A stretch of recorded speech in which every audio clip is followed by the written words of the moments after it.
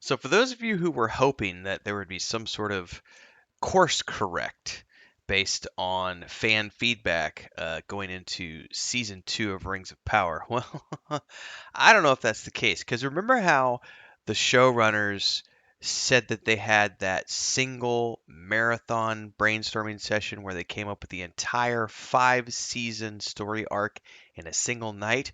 Well, Rings of Power Season 2 has been planned out since then. It was set in stone, apparently, long before Season 1 ever started filming. And the idea that they're going to do any course correction is just ludicrous.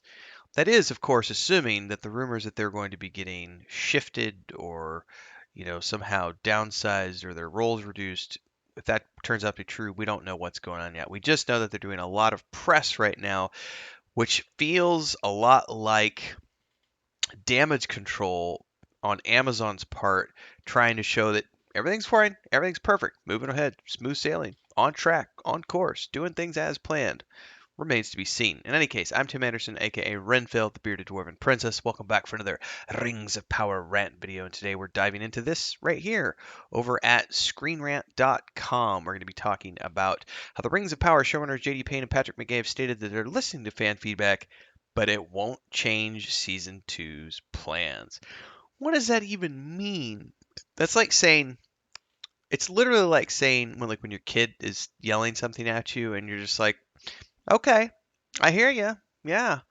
But just because you hear somebody doesn't mean you're listening to what they have to say or that you're even taking into consideration what they have to say. And I feel like that's what's going on here.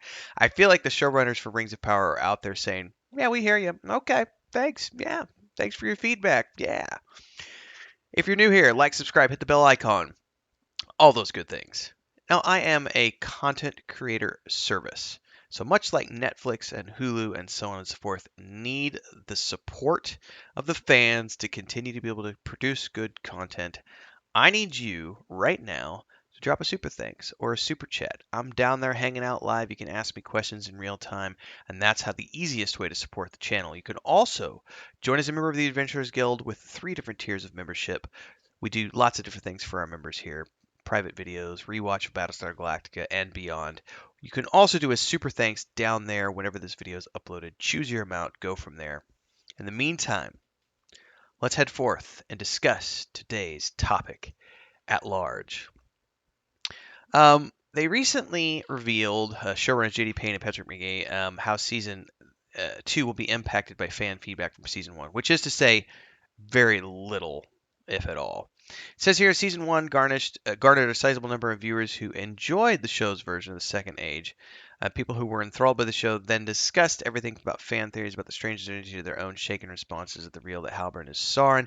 I love how every single article we read wants to point out the fact that the show has an 85% rating. That's not the fan rating, that's the critical rating. They don't ever want to discuss the fact that it has a 30% ish, was it 34% or something? Rotten Tomatoes score. Actually, can we look at that real quick? Is that something we can do in real time? Why not? I'm looking at all this stuff over here from my previous videos. Let's look here. Rings of Power Rotten Tomato.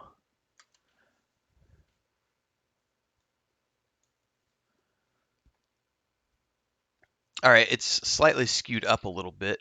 Oh, piss off with your ad things. 85% critical, but 39% average audience score. Now, when I read this the other day, it said 34%, and the article in question, the reviewer in question said heavily skewed by fake reviews and review bombing. Every time they do an article, they want to try to tell us how good the Rotten Tomatoes score is. Anyway, it says decisions made throughout the Rings of Power's production and during season 1 have resulted in some negative responses to the series. While some criticism came in the form of racist backlash against black actors such as the elves and Harfoots, hardcore Tolkien fans were also upset at character design inaccuracies, such as portraying female dwarves without beards. I concur. This bearded dwarven princess agrees. Structural decisions for the series were also called into question by fans, with the showrunners responding to pacing critiques that claimed the show's season were first too slow. And while the show does have a sizable number of people who enjoy it, there are still viewers who feel as though there are areas the series could improve upon. And they made a statement here in terms of how fan responses to Lord of the Rings Season 1 would impact Season 2. They revealed that Season 2 is already planned out and that they were listening to responses to the show, but it won't have any major impact on the season. This is their statement. In terms of how it's impacted Season 2, we wrote most of Season 2 before Season 1 came out. We're refining the last little bits of it now as we're starting to shoot. But really, the cake was kind of baked before the audience response came in. This is from the Vanity Fair article, I believe, that we read, that we read through the other day. Or maybe it was the Hollywood Reporter one. I don't know. McKay said, "We're in this for the long game. This show is a life project with us. For us, we're married to it." In some ways, to the audience response, we're a year ahead of them because we saw it a year ago and we were like, here it's really seeming to work, and here it's maybe not working as well as you might have hoped or thought it would. So to the extent there's a course correction, it's just us building on the strengths of the show and on the strengths of our actors and our designers because, and I quote, "we're a year ahead of everyone because we saw it a year ago." The ego to claim that they already saw the issues and course corrected long before we even started shooting Season 2 because we're just that good. My God, it's kind of crazy to listen to these guys talk sometimes. This article goes on to say that Season 2 won't address all fan complaints, and that's a good thing. Let's see what they say here.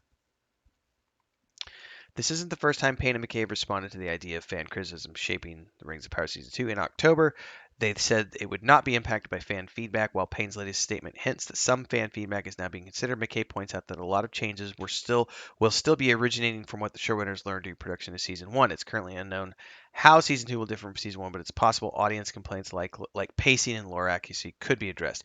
However, it's clear from their statements that they have a specific vision for the show, something that isn't going to be influenced by audience criticisms. Instead, it appears the duo will be improving upon Season 2 by looking at the source material, having teased a more canon-focused Season 2 that's more in line with Tolkien's Second Age writings. But with original characters like the corrupted elf Adar to use in their story, Payne and McKay still have plenty of surprises in store for excited viewers. So they make a statement here. It won't address all fan complaints, and that's a good thing. But they don't actually explain why that's a good thing. If you're going to make a statement like that in your article Screen Rant, you need to follow up and answer that statement. You didn't actually answer anything here. It does suggest, I don't know how much accuracy there is to this or not, it says that theoretically, it appears that they may be improving Season 2 by looking at the source material, having teased a more canon-focused Rings of Power Season 2. What is this article, and is it something I want to cover this time or next time? That's going to be something I want to do in a second video, but I'm going to go ahead and link to this in this. But that's going to be a separate, we'll probably do that on, this is Saturday's video, so this will be Sunday's video. So this is a perfect preview of saying, make sure you tune in Sunday morning because we're going to be covering that one for Sunday morning. Anyway, the idea that these guys, as they say up above, had already seen all the issues all the way back in Season 1 and they're already on it, they don't need the fans to let them know of it, is a little ridiculous. Now, I don't know how much of this is damage control or how much of this is just these guys being out there at the forefront saying, you know what, y'all just need to shut up and sit down. You know, we're doing this for us. This is our chance to make our names for ourselves, and you're either along for the ride or you're not. It's not a great approach, in my mind, to just throw out the baby with the bathwater. Should they listen to fans? A little bit, yeah. In terms of being more canonically accurate and staying true to the source material. We don't need invented characters and invented plot lines. We want you to stick to the story as it was told by J.R. Tolkien himself. That's what's most important to the fans. Now, your critics who have never read the books, many of the critics haven't. If you've ever read the reviews at Rotten Tomatoes, you'll notice that a lot of the critics talk about how they've never read the books. They've only ever seen Peter Jackson's films, and they only have a passing knowledge of things. If you don't know anything about the books, then the show might seem like a polished spectacle worthy of Marvel to you. But for true fans of things, we really want to see something more accurate to the source material. And it does suck that these guys have the hubris to sit there and say, well, we've already considered all those things, so don't worry, we got it taken care of. Love to hear your thoughts below. Like, subscribe, hit the bell icon. Support in all the ways I talked about at the beginning of the video, and I'll see everybody in the next episode. Let me know your thoughts and comments below. Until next time, peace.